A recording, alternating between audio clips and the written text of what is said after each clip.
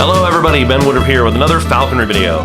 Today's video I'm going to be discussing a subject that will probably get a lot of people kind of fighting back and forth, but try to keep it pleasant down in the comments, right? But I want to talk a little bit about kind of the subject of the concept of pet keeping versus, a stalwart, hunting, cold, cool, collective hunting game hawk, and something in between. So, but before we do, if you haven't already, if you could hit subscribe. Really does help me keep this channel up and going. I put a surprising amount of work into it, and I might not show, but it takes a lot of time with editing. My computer's always crashing. I desperately need to get a new computer, and just your support at all really does help. So, but this subject, I've been a falconer since the 1900s, back in the day, for several decades now, since I was a kid. And, falconry is something I love. And I came in an era with no internet, where we had books, and you had your sponsor. And we had falconry clubs you could talk to and get ideas and stuff, but it's a very different world. And again, in the United States, we don't have a history, a cultural history, where it's like, oh, for 500 years, 1,000 years, falconry's been done this way with very specific clothing and equipment specific to our land. We don't have that. And so you can have a lot of open-mindedness, and you can have a lot of closed-mindedness because of that. But how I was taught about it was, hey, don't think of a bird as a pet. It's not a pet. It's not an exotic pet. If you want an exotic pet, I want a pet owl. Look how cool I can show off to my friends. Then don't get into falconry. That's not what it's about. And again, in the United States, falconry is very highly regulated, and you have to jump through a lot of red tape, jump through a lot of hoops. There's a lot of red tape, a lot of legalities you have to go through to get a license. Part of that is just, again, the government wants to prevent, people who just want a fancy pet, that somewhere through those hoops and that red tape, they'll be like, this isn't worth it. That's kind of the hope. But that's also what we kind of promote in falconry as well, is we want to be like, hey, don't get into falconry if you're not going to do it right. Get a good bird, fly the bird, hunt the bird, do it right. Don't just do it because you want to show off to your friends. Now, in today's world, of course, we're in the era of social media, where a lot of people, what bird they get, I've seen it online. People will get a specific bird just because they're like, well, in this internet group over here, the fancy bird that gets the most show off is if I get one of these. I want to get a kestrel and be like, look, it's so cute, snap, snap. I'm doing a selfie with my kestrel. So again, because of that, and kind of that's very grating to traditional falconry, then the falconry line of thinking is usually, we always say, a falcon, a hawk, an owl, an eagle. They are a cold-blooded killer. They don't care about you. They don't want to socialize with you. They're not your friend like a dog, okay? They're not a pet. They're not that way. They don't think that way. They're just a cool killer. You are nothing to them but a source of food, or at best a hunting companion. Murr. That's what we teach, okay?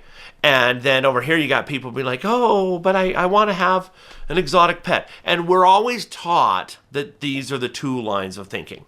So that's your baseline before I get into what I want to make a point out about this video. All over my years, I've worked with all kinds of animals. All big, little, mammals, reptiles, birds.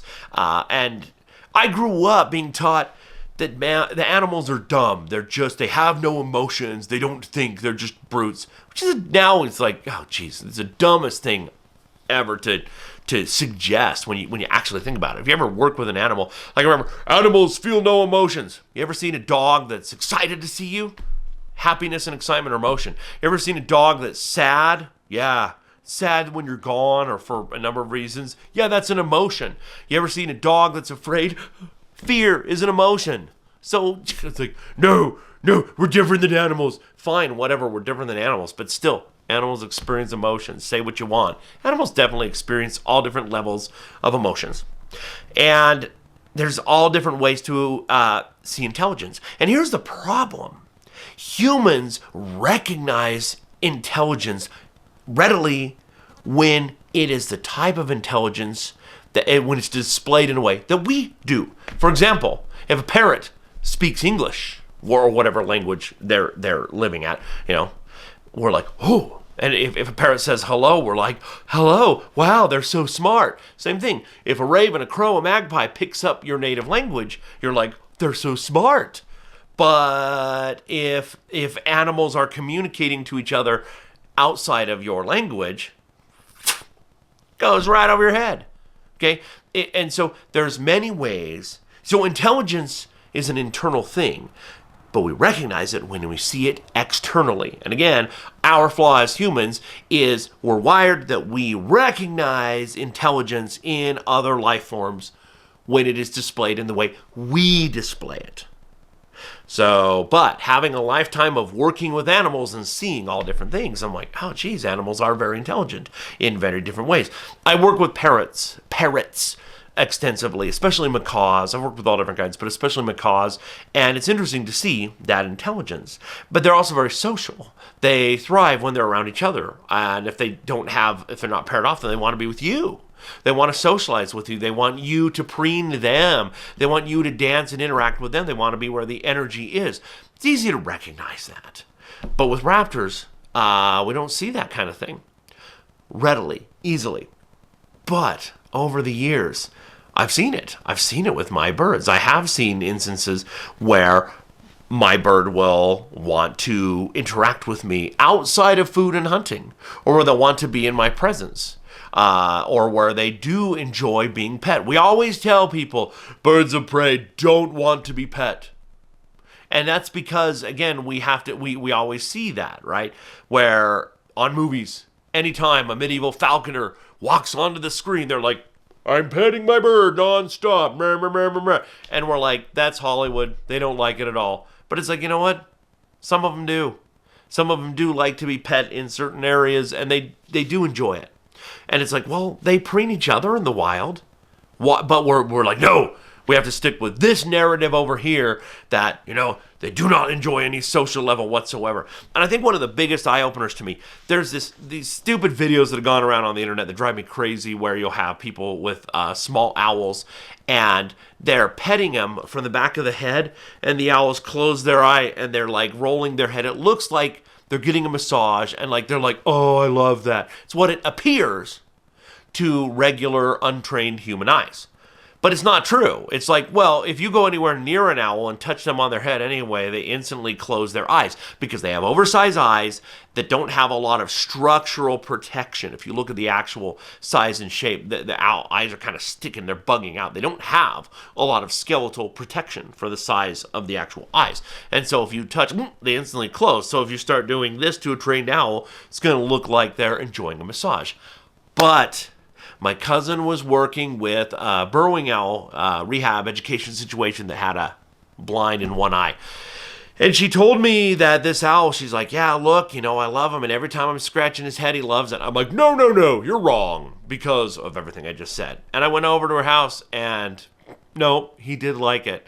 He would even scoot over. He would lean in. He wanted to be massaged, especially on the one side of his head. He really enjoyed it, kind of being preened. And it's but again, because I'm so used to this narrative over here, I was blind to it. And the other day, what am I getting at? The other day, a very respected, prominent, wonderful falconer that I hope you all know. If you haven't, please go out and buy his books and follow all that he does. His name is Matthew Mullenix, and Matt is... what I most appreciate that he's done is furthering American kestrels and their recognition in falconry through his book and his writings and experience with them, which I will be reviewing his book on American kestrels in a later video. But he said something the other day, and I'm just going to paraphrase, but basically he's like, yeah, over here we got people who I want a fancy pet, and over here we're like, no, they're cold-blooded killers. They don't care about us. And he's like, but you know what? Why can't it be a little bit of both? Not like, I want a pet, but like, because we're so anti this, we don't see the fact that, no, they're not just strictly a cold-blooded killer.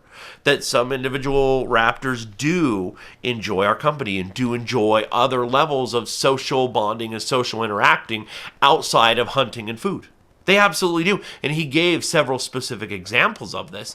And I'm like, he's absolutely right. I've seen it in my life, but I've never called it for what it is.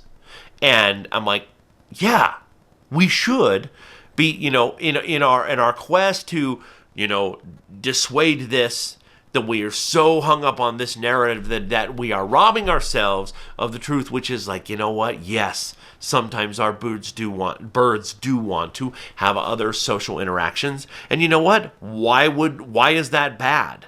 It's not bad. It's good. It's great to have a deeper, long-term, more meaningful connection with your bird, with your hunting partner. Why would you not want that? And it's like, because we're subconsciously afraid that if we don't keep touting this narrative, that we'll be seen as supporting, la la la, I want a boop boop boop boop, I want a pet.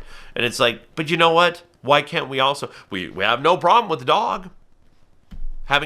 We have no problem with that with a horse.